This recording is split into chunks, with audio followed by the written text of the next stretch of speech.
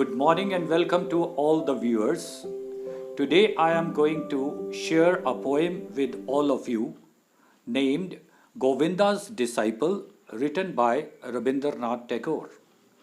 Rabindranath Tagore was born in 1861 and he passed away in 1941. He was an artist and a philosopher. This poem is related to the theme of art and culture. When I talk about culture, culture is a way of life and thinking. So our thoughts and action shows our way of life. Let us read the poem and listen to the explanation to it. Far below flowed the Ganga, quick and clear, above frowned the jutting bank, hills dark with woods, and scared with the torrents were gathered around. Far below, the holy river of Ganga was flowing majestically, and it looked very calm and quiet.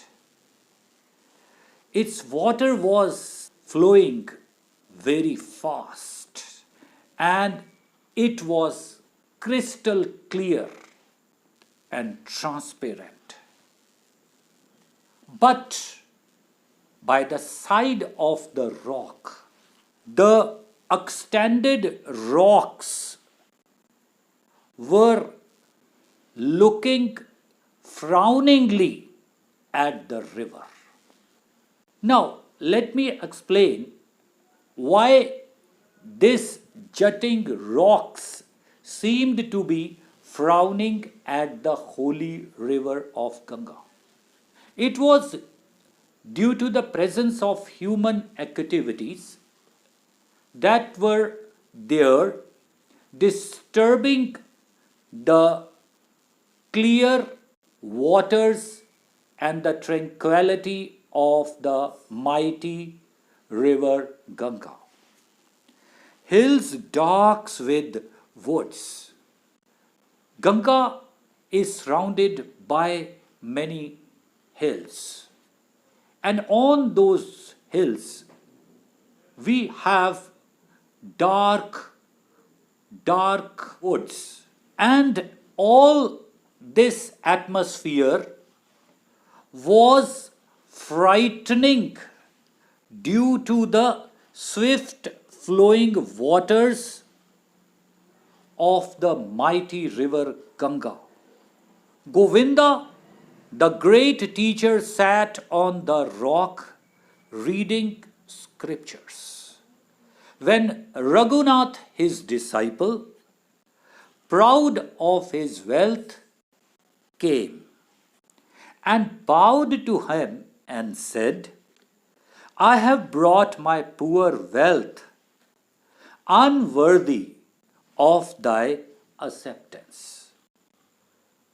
Govinda was a protector of cows. He was a holy sage and he was a very great teacher. He was highly respected in that area. He was sitting on a mighty stone on a huge piece of rock, and he was busy reading the holy books full of wisdom. When Raghunath, his disciple, who had a great pride on his wealth, as he was very rich, he came to Govinda and he bowed to him and he bent himself low to pay his respect to the holy sage Govinda. And he said, I have brought my poor wealth. He said, look here, mighty Govinda, I have brought my ordinary wealth to offer you. I know it is unworthy for such a person like you. And I feel that you may not accept an ordinary wealth that I am offering you. Thus saying, he displayed before the teacher a pair of gold bangles studded with costly gems and emeralds. The master took up one of them, twirling it round his finger, and the stone darted shafts of light. Thus saying, he displayed before the teacher a pair of gold bangles.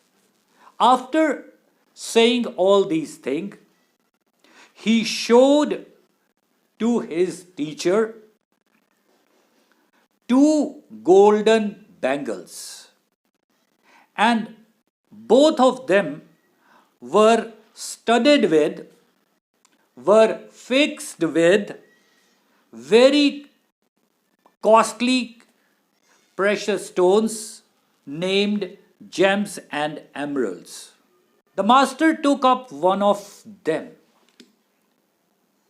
The master, Govinda, took one bangle and held it in his hand, twirling it round his finger, and he started turning it around his finger.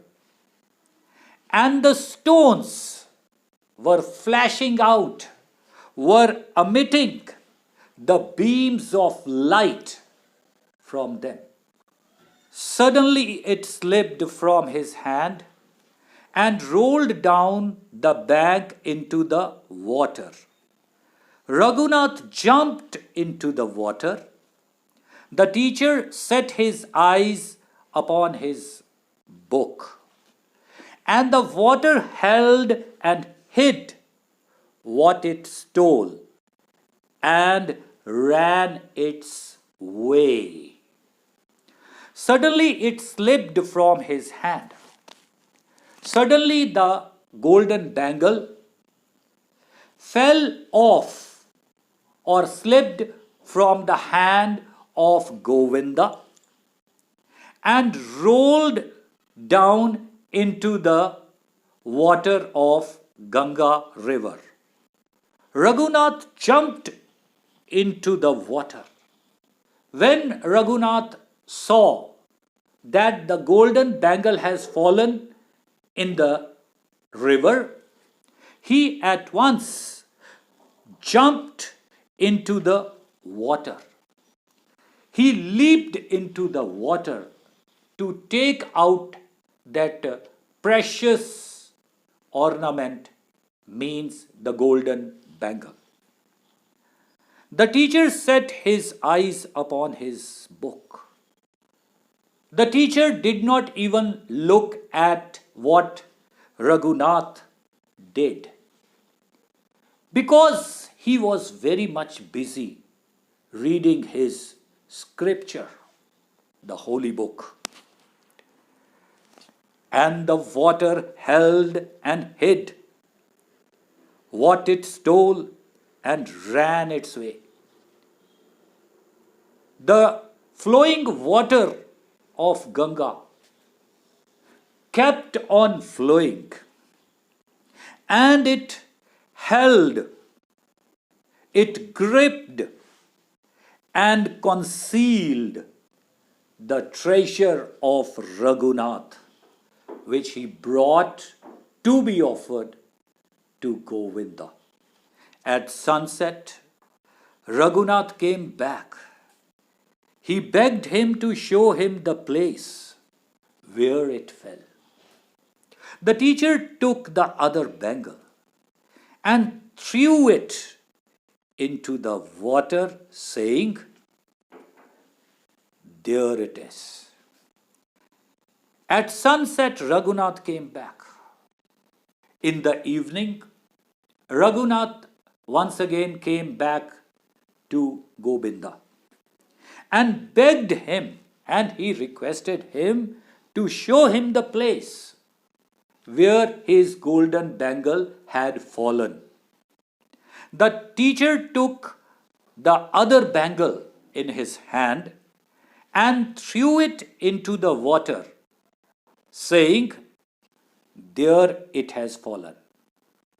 So, the takeaway tip of this poem is, for a sage, there is no value of material things like gold, silver, gems, and pearls.